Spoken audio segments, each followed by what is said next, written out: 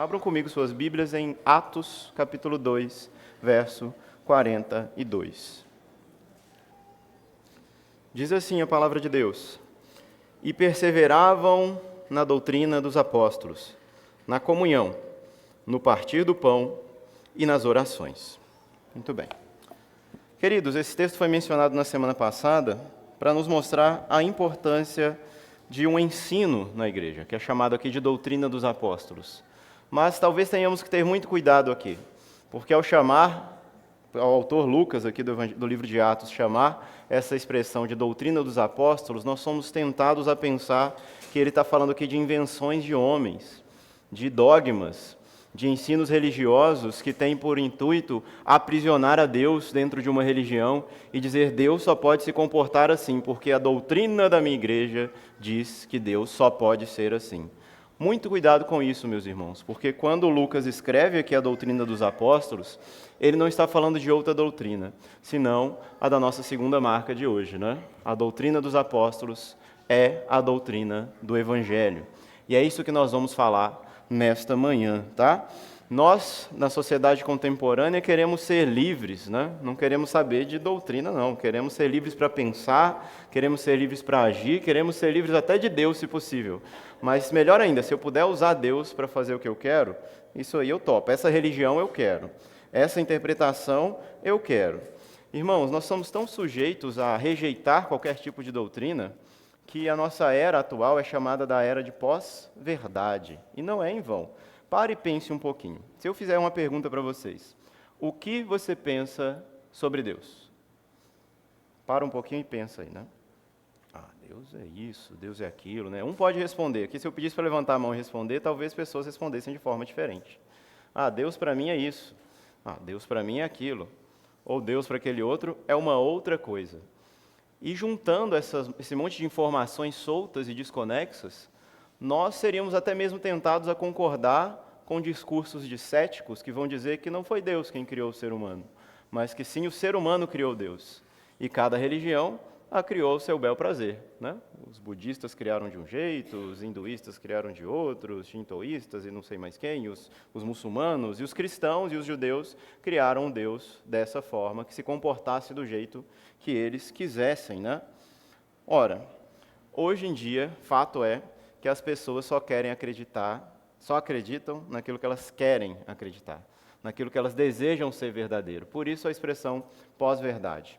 Os fatos já não importam muito. A objetividade, a verdade absoluta, ela é relativizada. E nós temos que nos contentar com simplesmente o que cada um sente, o que cada um pensa sobre Deus. Mas sabemos também, meus irmãos, dentro de cada um de nós, e toda a humanidade sabe isso, mesmo aqueles que ainda não são crentes, mesmo aqueles que não se renderam a Jesus, eles sabem que esse discurso é falido, que existe uma verdade absoluta, que existe um Deus único e verdadeiro, que testemunha contra a forma como nós vivemos, quando vivemos de maneira negligente contra esse Deus. Esse Deus é a verdade absoluta. Esse Deus é a bondade, a beleza e um bem supremo, criador de todas as coisas, fiel, santo, amoroso, soberano. Todos nós sabemos isso, de alguma forma. A questão é o seguinte: quando nós somos confrontados com esse Deus, nós tendemos a fugir dele, a rejeitá-lo, e a forjar para nós, então, deuses conforme a nossa imagem e semelhança. E aí o discurso das religiões se torna válido, porque o ser humano forja para si ídolos que vão se comportar da maneira que o ser humano espera que esse ídolo se comporte. Então o ser humano dedica a sua vida a esse ídolo, ele se curva diante dele, ele o adora e acha que ao fazer isso ele vai se eximir da responsabilidade de estar diante do único e Deus verdadeiro. Mas isso não irá acontecer. Todos nós haveremos de comparecer diante de Deus. Como foi dito aqui na confissão de fé, né? Uns para a glória eterna e outros para a condenação eterna. Porque se esse Deus é a verdade e ele realmente existe, nós devemos lhe prestar contas. Ora, mas por que nós estamos falando sobre isso se o assunto aqui é a doutrina do Evangelho? Meus irmãos, simplesmente porque a doutrina do Evangelho ela tem seu centro na pessoa de Deus. Sim, e esse Deus, ele é o que ele é, como ele mesmo diz, eu sou o que sou. Esse Deus existe antes mesmo do mundo existir. ele já era o que ele era e ele não muda, ele é imutável. A sua essência, o seu ser, a sua soberania, a sua glória, a sua beleza resplandecem mesmo antes de existir o mundo, mesmo antes de existir o tempo. Portanto, ele é o mesmo ontem, hoje e o será para sempre. Quando nós pensamos sobre esse Deus, nós nos colocamos diante de um aparente dilema. Você já tentou harmonizar o Deus do Natal com o Deus do juízo final? Parece que não encaixa, né? Parece que são pessoas diferentes. E muita gente tenta colocar como pessoas diferentes mesmo. Falam que o Deus do Antigo Testamento é o Deus juiz e o Deus do Novo Testamento é o Deus do Natal, é o Deus bonzinho, né? Mas, pasmem, esse é o mesmo Deus, apresentado nas Escrituras Sagradas, revelado a nós de maneira sobrenatural em sua santa palavra. Deus é um Deus que revela a si mesmo na palavra dele mesmo, né? Essa é a autorrevelação de Deus, através de feitos poderosos e de palavras proféticas no passado. Então, ao olhar para a sua palavra, ao olhar para o Evangelho, ao pensarmos em uma doutrina do Evangelho, nós precisamos pensar primeiramente em quem é esse Deus. A doutrina do Evangelho ela vai falar para nós sobre como nós devemos responder a ela, mas antes disso ela fala sobre quem Deus é e sobre o que Deus fez. E hoje, nessa manhã, eu gostaria de conduzir vocês a pensarmos sobre essa identidade, esses atributos eternos de Deus, dentro de 5 assuntos, 5 atributos de Deus. Deus é o Deus Criador. Deus é um Deus santo.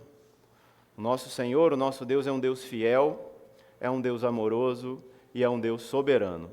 Se nós tirarmos qualquer um desses atributos de Deus da doutrina do Evangelho, nós teremos um Evangelho manco, um Evangelho que falta um pedaço. Nós não compreenderemos a mensagem de quem Deus é plenamente se nós removermos alguma dessas coisas. Tenta ensaiar isso um pouquinho, vamos tentar brincar um pouquinho com isso. Se nós dissemos que Deus não é o Criador, mas que foi uma potestade que criou esse mundo porque esse mundo é mau, é sujo, é impuro, né? Nós eximiremos, então, a redenção que Deus promete para todas as coisas. Nós viveremos como fantasmas aqui nesse mundo, ou simplesmente como pessoas carnais, já que o corpo não importa e só importa o espírito. Está vendo? Se eu tiro um pedacinho desses atributos de Deus da doutrina do Evangelho, gera consequências gravíssimas. Se eu digo que Deus não é soberano, então, aí mais problemas ainda. Aí eu quem estou construindo a minha história de salvação. É a minha decisão que é poderosa para fazer isso. É o que eu realizo, é o quanto eu obedeço, é o quanto eu sou bom que me salva. Mas isso não é a verdade, isso não é o Evangelho. O Evangelho contém todas essas verdades sobre Deus que nós falamos e também muitas outras que estão contidas dentro desses termos. Bom, meus irmãos, quando nós olhamos para o Novo Testamento, e como nós cantamos aqui também hoje, né, vocês precisam pensar um pouquinho sobre isso, nós precisamos pensar um pouquinho sobre isso, que o que nós cantamos aqui na igreja, as orações que são feitas, elas são uma forma de discipulado. Elas estão nos ensinando sobre como entender a palavra de Deus, sobre como entender o Evangelho e responder a ela. Pense só, quantas músicas nós cantamos aqui que falavam sobre a morte de Jesus, sobre sua ressurreição, sobre o poder do seu sangue em perdoar os nossos pecados. Tudo isso é a mensagem do Evangelho, está nos formando. Então pense enquanto você canta também. Leia as letras e medite nelas. Leia a palavra e medite nelas também. Mas muito do que é dito no Novo Testamento e do que foi cantado aqui também, ele coloca para a gente a revelação de Deus neste ponto, num ponto alto, que é o ápice da história, da revelação, que é a era do cumprimento. Entretanto, para que nós cheguemos nessas afirmações que o Evangelho diz, que o Novo Testamento diz e que nós cantamos aqui, nós temos um alicerce que sustenta todas essas verdades e sobre as quais elas vão se estabelecer. Se nós pensamos nessas verdades soltas como verdades absolutas, como, por exemplo, dissemos que Deus é amoroso, mas se eu simplesmente digo que Ele é o amor e isso é o Evangelho, Deus te ama e Deus é amor, isso vai cair com o tempo, como uma pena que não tem sustentação. Porque é preciso que a doutrina do Evangelho seja ancorado por uma teologia bíblica.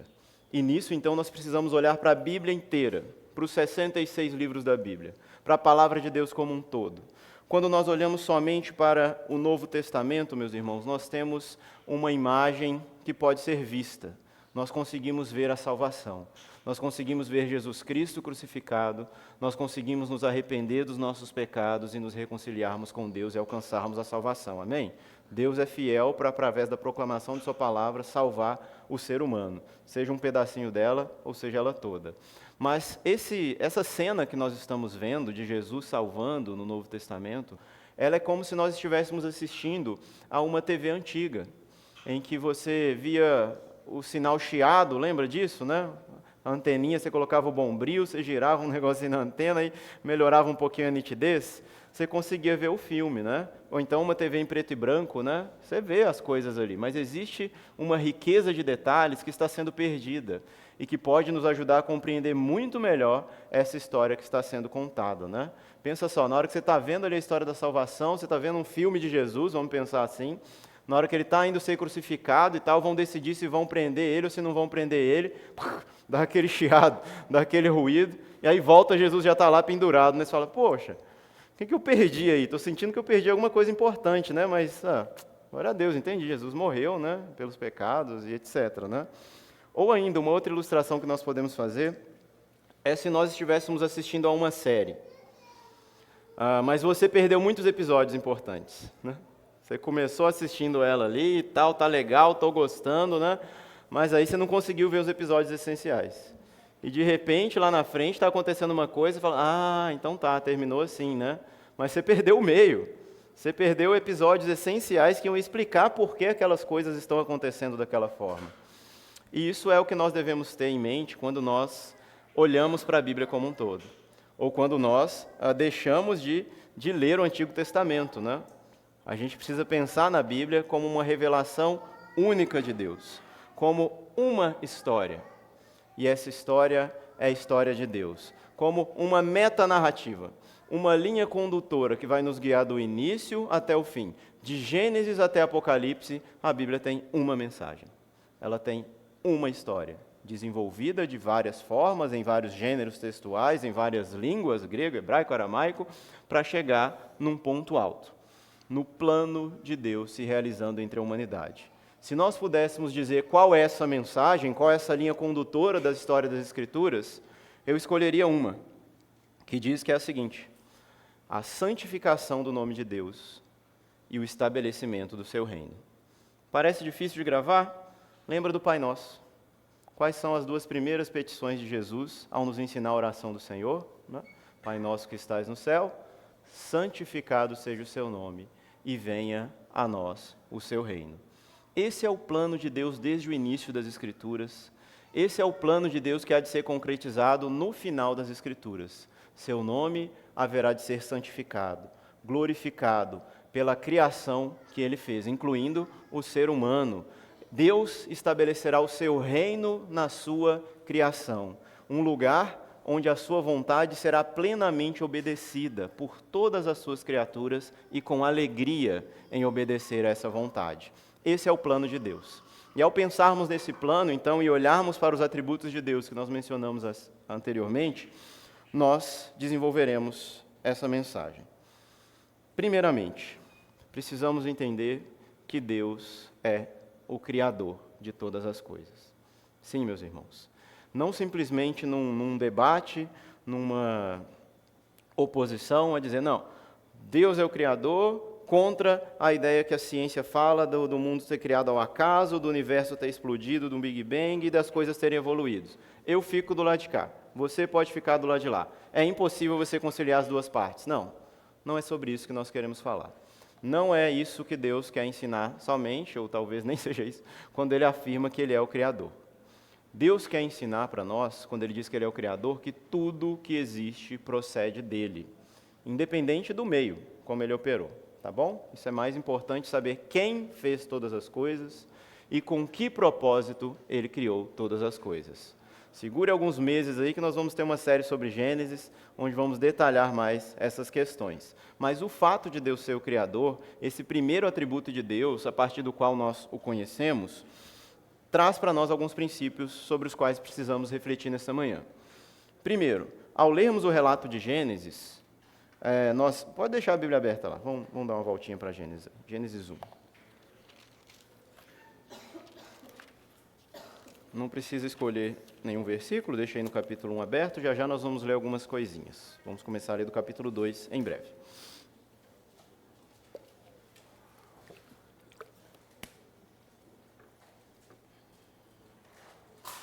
Lembrando, aproveitando a pausa, nós compreendemos a doutrina do Evangelho, porque a doutrina do Evangelho é centrada na pessoa de Deus, e nós compreendemos quem é Deus através de uma teologia bíblica da autorrevelação de Deus para nós. Por isso nós começamos aqui no começo. Eu sei que eu só tenho mais umas meia hora, mas vocês segurem firme aí na cadeira e me ajudem aí, gente, orem por mim. Bom, primeiro, quando olhamos para a narrativa da criação, Deus vai criando tudo do nada, o que já mostra sua bondade, sua graciosidade, e as coisas que Deus vai fazendo, Ele vai declarando que elas são boas. E viu Deus que isso era bom. E fez Deus separação entre a luz e as trevas, entre a noite e o dia. E criou Deus os animais viventes. E criou Deus as plantas. E fez separação entre a terra seca e a parte das águas. Fez separação entre as águas de cima e as águas de baixo. A de cima chamou céu, a de baixo chamou terra. E viu Deus que era bom. E viu Deus que era bom. Ou seja, a primeira conclusão que nós tiramos de um Deus criador é de que Ele faz coisas boas. Isso mostra para nós o seu caráter também. E mostra para a gente que Deus não apenas cria as coisas e se afasta delas, e deixa elas com um valor neutro, e cada um escolhe se aquela coisa é boa ou se aquela coisa é má, né? Deus cria as coisas e atribui valor a essas coisas. O sentido, o propósito da existência, ele também está inerente às coisas que Deus criou. Não isentamos disso o próprio ser humano. O ser humano também, criado à imagem e semelhança de Deus, ele é feito bom e ele é feito com um propósito. A vida para o ser humano, como o pastor Tiago disse há 2 domingos atrás, ela tinha sentido. Adão não tinha crise de identidade, nem sabia, nem ficava pensando o que ele ia fazer da vida. Aquilo era claro para ele, porque ele foi feito à imagem e semelhança de Deus. Deus fez então esse ser humano superior a todas as demais criaturas. É o único ser que Deus cria sobre quem Ele coloca a sua imagem. Ele fala, o ser humano será a minha imagem e a minha semelhança, ou a nossa imagem e a nossa semelhança, nos mostrando aí também a presença de um Deus triuno, Pai, Filho e Espírito Santo. O ser humano, como nenhum outro animal, recebe o mandato de dominar sobre a criação, de cultivar a terra, de guardá-la, de se multiplicar. Ou seja, o ser humano ele deveria multiplicar a imagem de Deus no mundo. Ele sairia fazendo vários representantes de Deus ao longo da criação do reino. Não é o propósito de Deus? A santificação do seu nome e o estabelecimento do seu reino é o que ele está fazendo através do ser humano, a quem ele coloca na criação como um vice-rei, um governante que representa o governante supremo. Esse é o cenário que nós temos aqui do Éden, da criação, das primeiras coisas sendo formadas. O cenário está montado. Deus é o rei soberano. O reino é a sua própria criação. Todo o universo, e de maneira especial, o planeta Terra, porque a Bíblia não nos diz nada sobre outros planetas, tá bom, meus irmãos? Só que eles existem. Então vamos nos conter onde Deus quis nos dar a sua revelação. O planeta Terra, o lugar onde nós vivemos. Ora, o começo da história é tão harmonioso, é tão perfeito, está tudo bem, tudo tão certinho, que a gente pode pensar, pronto. Não precisava de mais nada. Acaba a história aí. Né? Deus já fez tudo bom, tudo perfeito, tal qual ele até descansa, né? Que é o que eu quero ler com vocês agora, capítulo 2, verso 1, que você pode dizer, fim da história. Assim como começa, nós já podemos colocar um fim. Deus estava sendo santificado? Sim. O reino de Deus estava estabelecido? De certa forma, sim. O ser humano estava obedecendo a Deus, os animais fazendo tudo o que precisavam. Pensa nas leis naturais, né, que operam muito bem até hoje, né, lei de ação e reação, lei da força, lei da inércia, estão operando aí conforme a ordem de Deus, conforme o mandato de Deus. Né? Ora, então por que a gente não terminou tudo aqui de uma vez? Né? Ora, meus irmãos, nós precisamos ler isso aqui. Olha. Gênesis capítulo 2, verso 1. Esse Deus que é bondoso, que concede boas dádivas ao ser humano, alimento, trabalho, um propósito e até mesmo uma esposa, também mostra algo sobre a criação. Diz assim a palavra de Deus. Assim, pois, foram acabados os céus e a terra e tudo o que neles há. E havendo Deus terminado no 7º dia a sua obra que tinha feito, descansou nesse dia de toda a obra que tinha feito. E Deus abençoou o sétimo dia e o santificou, porque nele descansou de toda a obra que como o Criador tinha feito. O que eu quero chamar a atenção aqui? Uma coisa que a nossa tradução não pegou. Não pegou. Gente, esse finalzinho aqui do verso 3, que diz, porque nele descansou de toda a obra que como o Criador tinha feito, no termo hebraico, ele diz assim, Asher bara la'asot, que criou para fazer. Esse é o sentido literal do texto, que Deus criou todas as coisas para que elas continuassem produzindo. Deus criou o mundo para o mundo fazer mais coisa, para o mundo continuar essa obra. E quem seria o responsável por essa obra de produção, de continuação do mundo em produzir o seu fruto e tudo mais? Quem seria? O ser humano, o homem. Ele era o responsável por desenvolver a criação. A tarefa de dominar, ela não está concluída. Quando Deus dá para ela em Gênesis, Deus dá essa tarefa para o homem em Gênesis 1, 26 a 28, ele dá uma tarefa de uma coisa que ele ainda vai começar a fazer. Então pense, existia muito trabalho para o ser humano. A criação estava pronta, mas pronta para ser explorada, para ser desenvolvida. Pensa aí, olha ao seu redor, né? O que você tem aqui que não tenha sido manufaturado, que não tenha sido produzido pelo homem, através da indústria, através do talento, do trabalho humano, né? Não consigo ver nada, né? Até mesmo a pedra que está aí no chão, ela foi trabalhada pelo ser humano para ficar dessa forma, para ficar desse jeito. Esse, de certa forma, era o plano de Deus, que o ser humano o representasse na Terra, também sendo criativo como Deus era criativo, trazendo a intervenção de uma mente criativa, inventiva, em arte, cultura, ciência. Deus seria santificado através do talento humano, das virtudes humanas também, né? E isso talvez durasse pela eternidade, se não tivéssemos o pecado. Esse é o plano original. Bom, meus queridos, o segundo aspecto, o segundo atributo do caráter de Deus que nos ajuda a compreender o Evangelho é que Deus é santo. Sim, exatamente. Esse Deus que separa, que cria e separa a luz das trevas e separa a terra seca das águas, ele é um Deus que, além de ser criador, nos mostra a sua santidade. Isso nos diz muito sobre Deus. Nos diz que Deus não é a própria criação. Deus pode habitar entre a criação, Ele pode trazer a sua presença à criação, mas Ele não é matéria. A Bíblia nos diz que Deus é espírito, não é verdade? Ele é algo separado da criação, Ele é superior a ela, Ele é de outra categoria. Deus está em outro andar, em outro patamar. O Pai Nosso, Ele está nos céus, né? Essa é a oração de Jesus. Deus possui um padrão moral elevadíssimo. Nós só temos noção, meus irmãos, aqui na criação, do que é certo, do que é errado, do que é justo, do que é injusto, do que é bom e do que é ruim, porque existe um Deus que é o padrão absoluto dessas coisas. Ele é o bem absoluto, Ele é a justiça suprema, Ele é a santidade, Ele é que sabe separar o que é bom e o que é mal, o que é justo e o que é injusto, o que é certo e o que é errado. E como nós somos feitos à sua imagem e semelhança, há algo em nós que também clama por isso, por existir verdade no mundo, por existir bondade e beleza no mundo. Ora, Deus em sua santidade, a fim de cumprir o seu plano eterno de ser glorificado e estabelecer o seu reino entre os homens, dá ao ser humano muitas dádivas, né? Tudo, ele recebe tudo. E uma única proibição. Vamos ler comigo aqui o texto de Gênesis 2, 15 ao 17.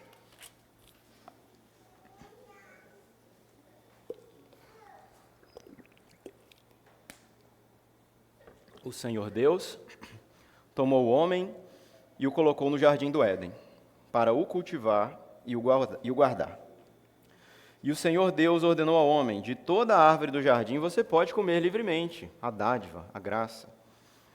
Mas da árvore do conhecimento do bem e do mal você não deve comer, porque no dia em que dela comer você certamente morrerá. Ora, o ser humano que deveria proteger o jardim, guardar e cultivá-lo, escolhe se tornar o dono do jardim. E tentado por uma falsa promessa da parte de Satanás, de que o homem seria como Deus, ele e a mulher comem do fruto proibido. Entenda essa situação, meus irmãos. O homem já era completo, mas ele cobiçou algo mais, algo além do seu alcance. O homem já era a imagem e semelhança de Deus, mas ele quis ser Deus. Não quero parecer com Deus, eu quero ser Deus. Tudo que Ele é, eu quero ser. Tudo que Ele tem, eu quero que seja meu. Eu não quero ser o responsável pelas coisas dEle. Eu quero que as coisas dEle sejam minhas. Inclusive a glória, a honra, a celebração, a vida eterna, tudo isso, meu. O homem era um vice-rei, mas ele queria ser o rei absoluto. Ninguém ao lado dele. Certamente isso geraria problema que geram até hoje na humanidade, né? Se cada um quer ser o seu próprio rei, quem vai ser o súdito? Né? Ninguém, né? Então vamos matar aqui para o seu próprio rei, o único rei que vai sobrar. Meus irmãos, é nesse ponto da história que nós temos o episódio chamado A Queda da Humanidade. É onde nos deparamos com uma alteração de toda a criação. O ser humano que foi colocado ali como vice-rei, ele era o representante de Deus para toda a criação, e toda a criação lhe estava sujeita. Se ele escolhe desobedecer a Deus, não somente o homem vai sofrer com as consequências, mas tudo aquilo que também lhe estava sujeito.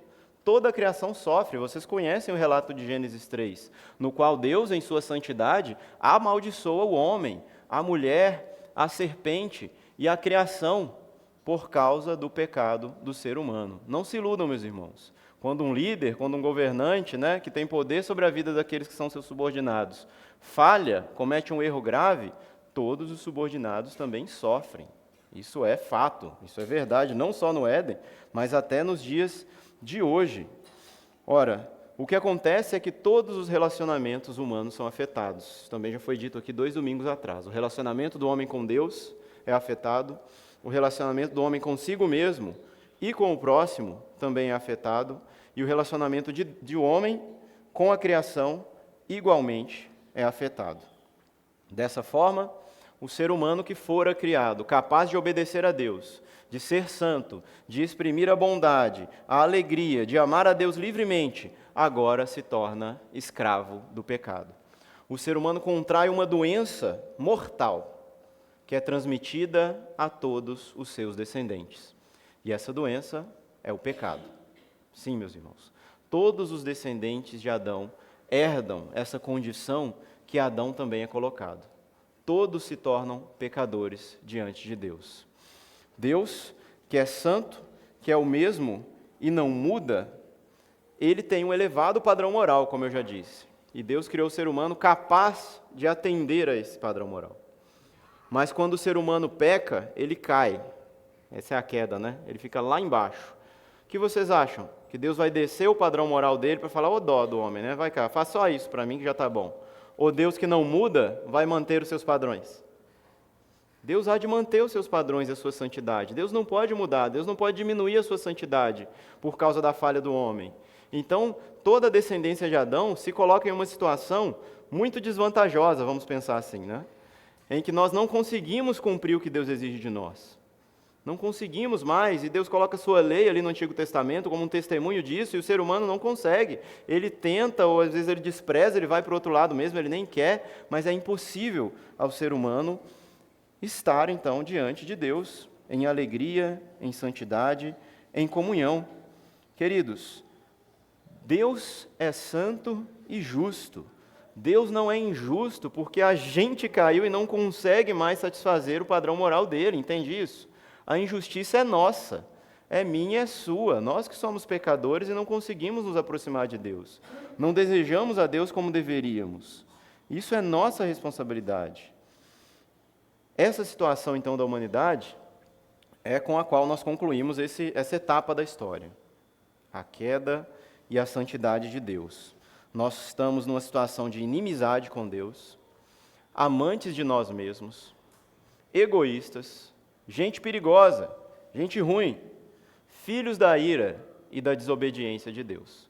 Porque nós não queremos mais amar aquilo que Deus ama. O que Deus chama de bom, nós chamamos de ruim. Aquilo que Deus chama de ruim, nós falamos, não, isso é que é bom. Nós falamos, isso é o que é bom, é isso que eu quero, né? Perdemos, assim como Adão, o acesso à árvore da vida. Ou seja, o direito de desfrutar, ou o benefício de desfrutar da vida eterna. Queridos, nós passamos então para o nosso terceiro ponto, né? Deus é criador, Deus é santo e Deus é fiel. Deus é fiel a quê? Vamos pensar. A que Deus é fiel? Primeiro, Deus é fiel a si mesmo, ao seu caráter. Por isso, daí nós dizemos que Deus é imutável, que Ele não muda. Se Deus disse que Ele é assim, você pode confiar. Deus é digno de confiança, Ele é fidedigno. Deus é fiel às suas promessas. Paulo vai dizer lá na frente que Deus permanece fiel, ainda que nós sejamos infiéis. Ele é fiel às suas promessas. E quando nós pensamos nas promessas de Deus, nós gostamos de pensar só no lado bom, né? Mas você já pensou que dizer que Deus é fiel quer dizer que Deus cumprirá os castigos que Ele prometeu? Que Ele fará a sua santidade, colocará a sua santidade diante dos homens e ninguém conseguirá permanecer?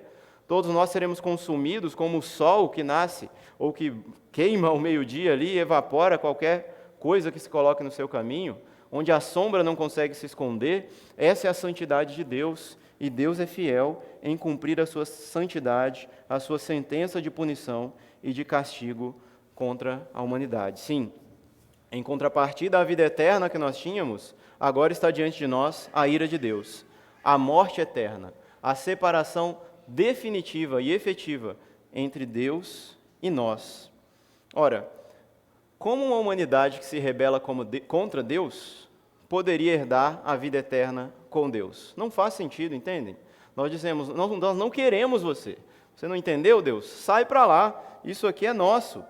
Nós não queremos Deus.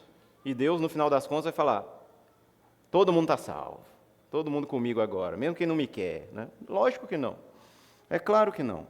Não há outro lugar senão o inferno para acolher a rebelião humana. Essa é a verdade bíblica, essa é a verdade do Evangelho. Isso é doutrina do Evangelho.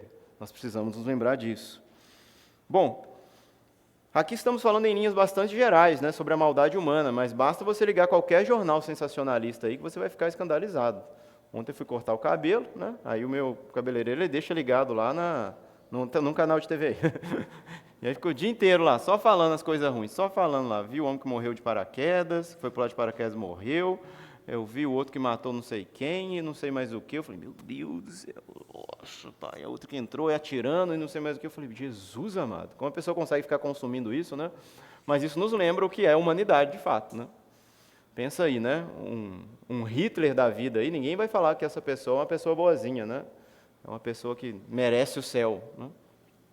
Mas talvez quando a gente olhe para nós mesmos, a gente diga, não, mas eu não sou como ele, né? Então, talvez eu tenha uma chance. Mas, meus queridos, nós também não somos merecedores dos céus por nossas obras. Por melhores moralmente que sejamos, o padrão de Deus é alto demais para a gente conseguir cumprir.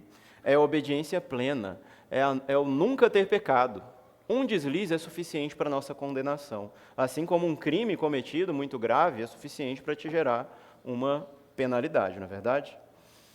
Assim também, muito mais assim, quanto mais com Deus. Tá? Queridos, não levantem a mão, por favor.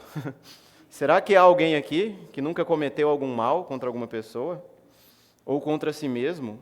Ou sequer pensou algo impuro? Odiou alguém?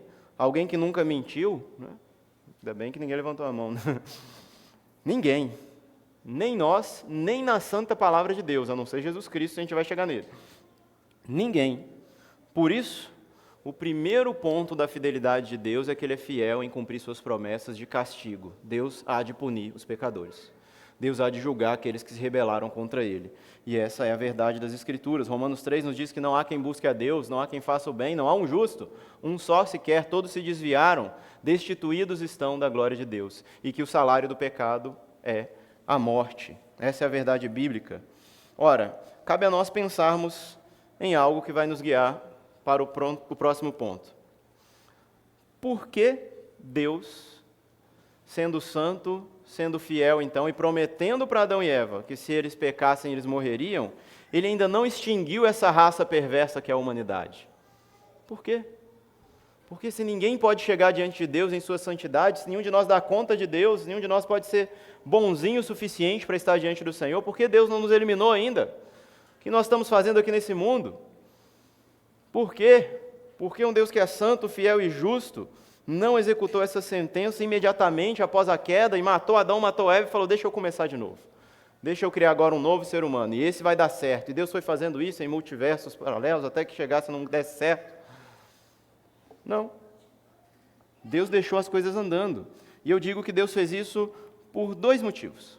Dois, pelo menos. O primeiro deles, por que Deus ainda não extinguiu a humanidade? Primeiro, porque Deus é fiel a si mesmo. E Ele tem um plano. E esse plano vai se cumprir. De quê? Ser santificado e estabelecer o seu reino, num lugar onde a sua vontade vai ser plenamente obedecida. Porque o ser humano falhou, Deus não falhou. Deus não falou, deu errado, eu achei que isso aí... e agora? O que eu faço, né? Coçou a cabeça assim, né? Coçou a barba. Isso não aconteceu, meus irmãos. Não tenha dúvida disso, né? Deus é fiel a si mesmo e cumprirá o seu plano de ser santificado e estabelecer seu reino entre os homens. Vocês acham, meus irmãos, que o ser humano tem o poder de frustrar os planos de Deus? Sério? Para e pensa um pouquinho. Quem sou eu? Quem é você para frustrarmos os planos eternos de Deus?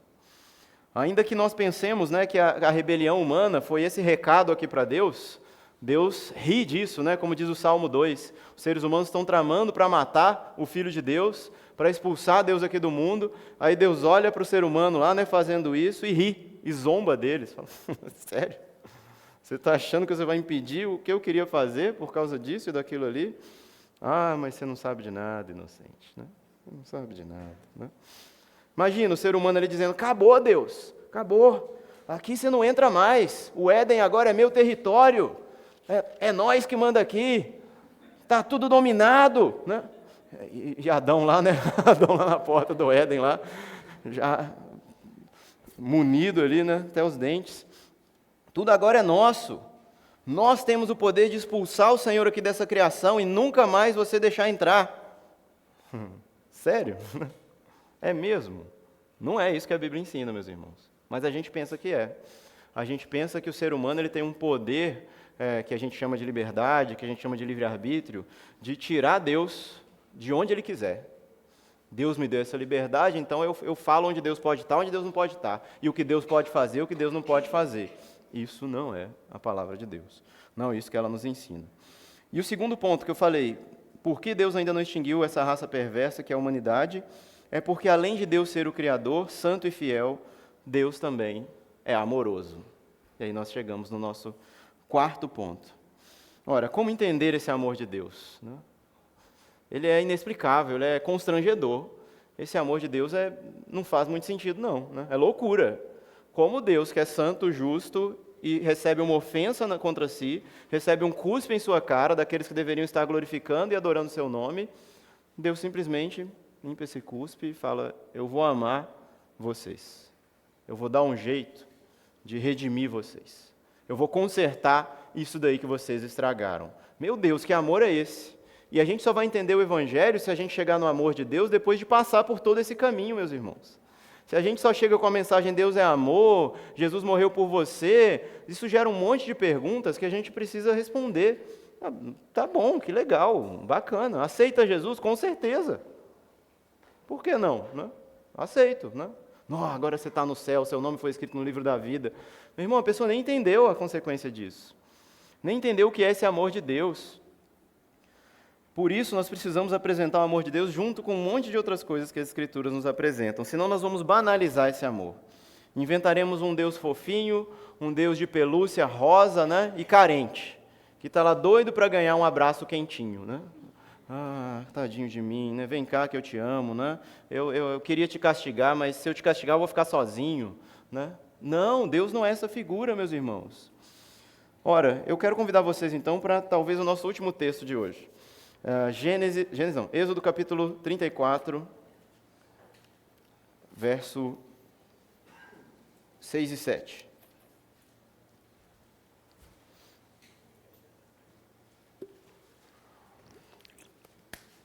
Quando nós pensamos sobre o amor de Deus, uma das palavras que aparece ali no original hebraico para descrevê-la, né?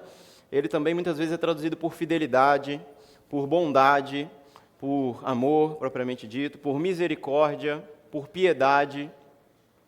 Todos esses termos estão contidos dentro do que é o amor de Deus, tá? Isso é importante da gente pensar. O salmo famoso que diz, né, rendei graças ao Senhor porque Ele é bom, né, e eterno, sua misericórdia, o seu amor, a sua fidelidade, tá vendo? É a mesma palavrinha que aparece ali no texto hebraico, tá? Aqui temos Deus aparecendo para Moisés, em Êxodo 34, e se revelando a ele. dizendo para Moisés quem Deus é. Mas não foi simplesmente um panfleto que caiu no céu, do céu misterioso, e Moisés falou, então esse é o Deus verdadeiro. Não, Deus já tinha feito muita coisa, né, para aparecer para Moisés e revelar quem ele era, tá? E aí Deus diz o seguinte de si mesmo: o Senhor passou diante de Moisés e proclamou: o Senhor, Deus compassivo e bondoso, tardio em irar-se e grande em misericórdia e fidelidade, que guarda a misericórdia em 1000 gerações e perdoa a maldade, a transgressão e o pecado, ainda que não inocente o culpado, e visita a iniquidade dos pais nos filhos e dos filhos, até a 3ª e 4ª geração.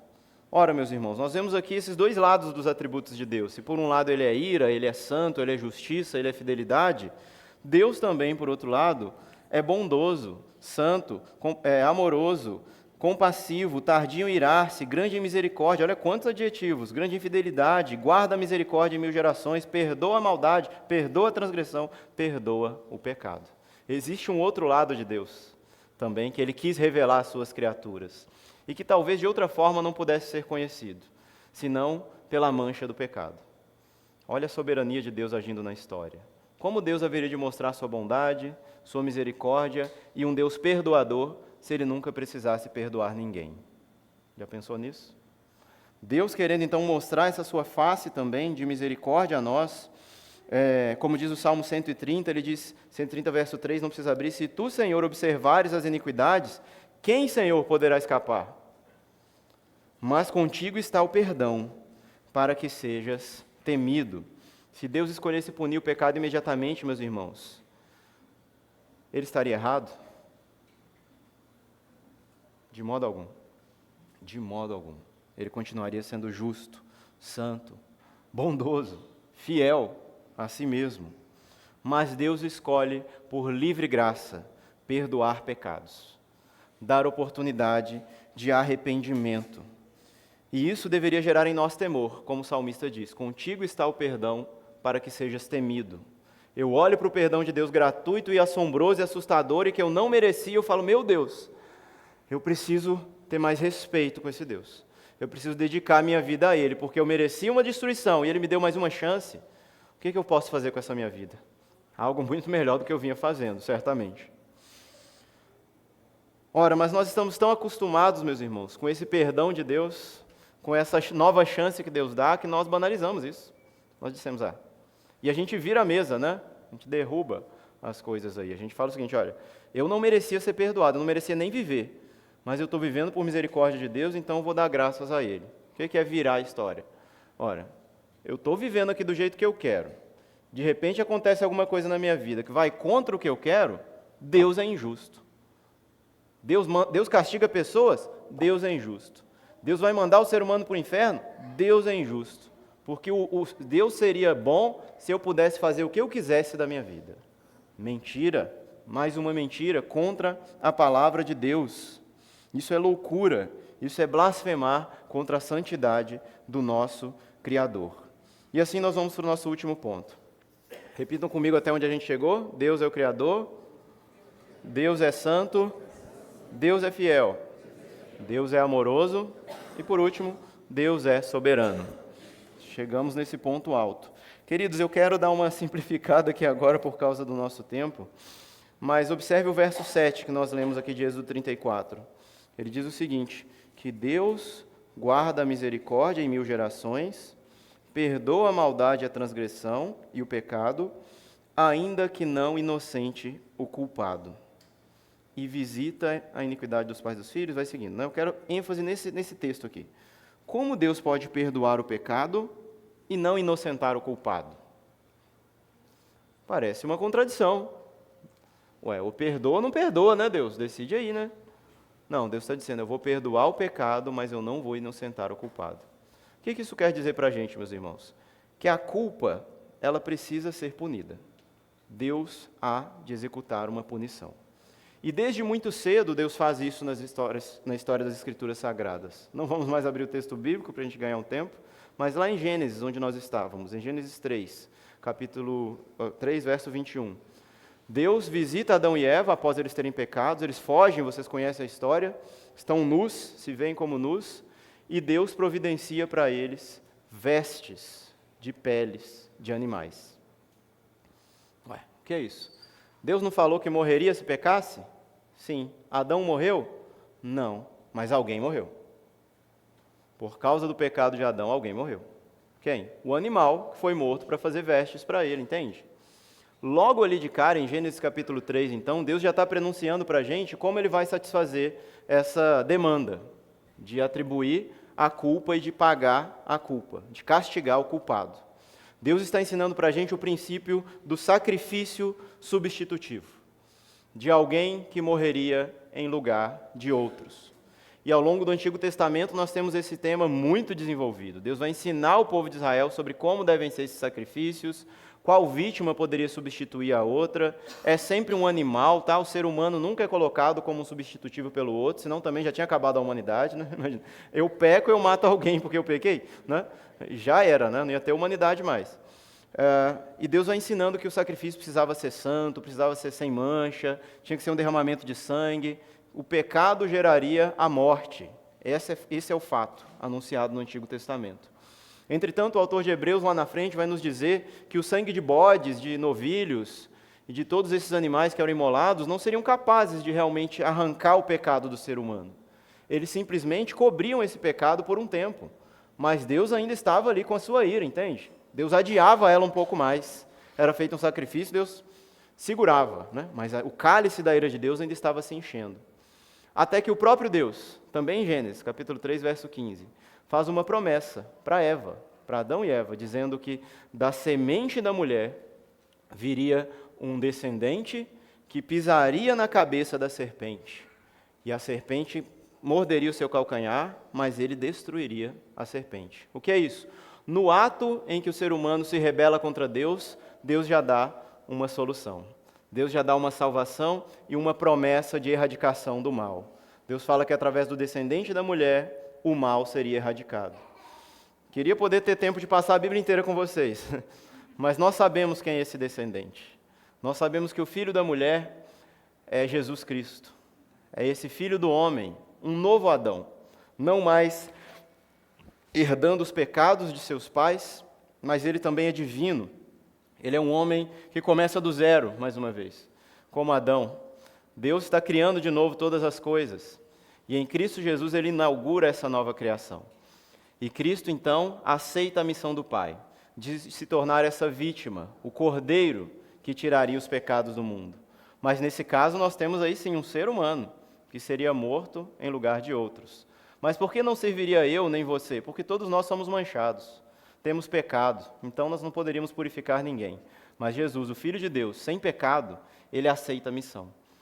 Como eu estava ouvindo o CD que eu mostrei ontem para os irmãos aqui, né? A Bíblia diz, um CD infantil, que ajuda muito na catequese dos nossos filhos, dizendo lá que na eternidade Deus fez acordo com Jesus e combinou com ele. Jesus, vai ter um jeito de eu salvar esses homens. Deus santificar meu nome e estabelecer o meu reino. Você topa? Só que vai ter um alto preço. Você topa, Jesus? E Jesus, como filho obediente, topa, né? E nesse sim de Jesus é o que nós lemos nas Escrituras, que o Cordeiro foi morto antes da fundação do mundo. Na hora que Jesus disse sim, todo o plano de Deus já havia se realizado. Esse mesmo plano, que não se frustrou, meus irmãos, já havia se realizado.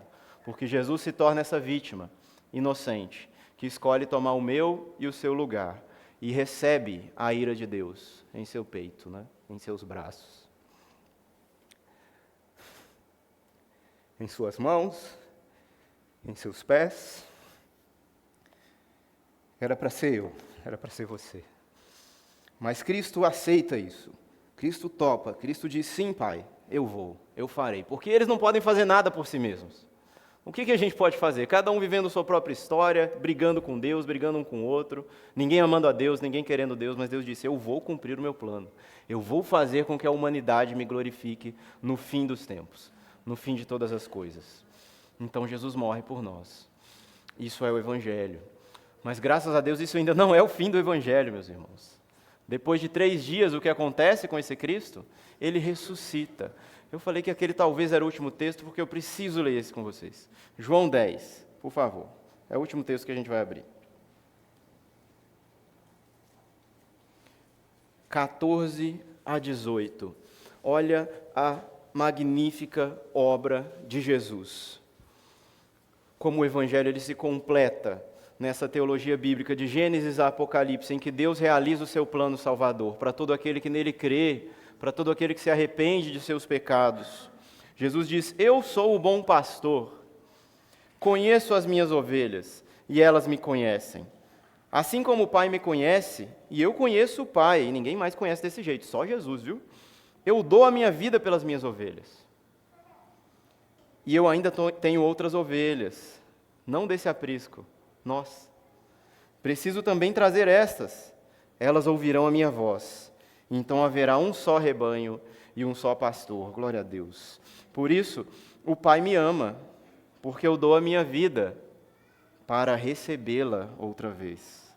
Ninguém tira a minha vida de mim, quem poderia? Ele é todo poderoso, mas eu a dou espontaneamente. E tenho autoridade para entregá-la e tenho autoridade para reavê-la. Este é o mandato que eu recebi do meu Pai. Então, após a morte de Jesus, Jesus cumpre a tarefa que Deus tinha posto para ele. E ele diz, depois de 3 dias, está na hora. Deixa eu recuperar o que era meu por direito, né? Morte, você não pode me segurar aqui, você sabe, né? Eu não tenho pecado, o salário é para quem tem pecado. Eu não tenho pecado. Tchau. Jesus levanta-se do seu túmulo, né? E segue sua missão. E isso ainda é o Evangelho, meus irmãos. O fato de Jesus ressuscitar é tão importante para nós quanto o fato dele ter morrido. Jesus agora inaugura uma nova vida, uma nova humanidade. Porque Deus não destruiu tudo lá e começou tudo de novo? Ora, de alguma forma Deus fez. Deus começou tudo de novo, mas sem destruir. Deus manteve por muita paciência. Ele aguentou a iniquidade dos pecados, a humanidade brigando contra ele por tantos anos, seu cálice da ira cheio ali, para que nesse momento ele criasse uma nova humanidade. E isso é o Evangelho. E é aí que nós estamos. Deus fez de mim e de você novas criaturas. Pessoas que agora encontram prazer nas coisas de Deus, que se alegram em obedecê-lo, que desejam que esse reino venha e que venha logo. Como diz o pastor Tiago, eu queria tanto que Jesus interrompesse esse culto e chegasse aqui agora, né? A gente aprendeu a desejar isso, a amar isso, a amar as coisas de Deus. E a gente até consegue obedecer alguns mandamentos. Olha que virtude, que graça de Deus, que misericórdia em nos capacitar a fazer isso. Temos então um deslumbre, uma antecipação do que Deus haverá de concluir na eternidade. Agora não mais um casal, homem e mulher, Adão e Eva, mas uma humanidade inteira para louvor e glória do seu santo nome. Amém?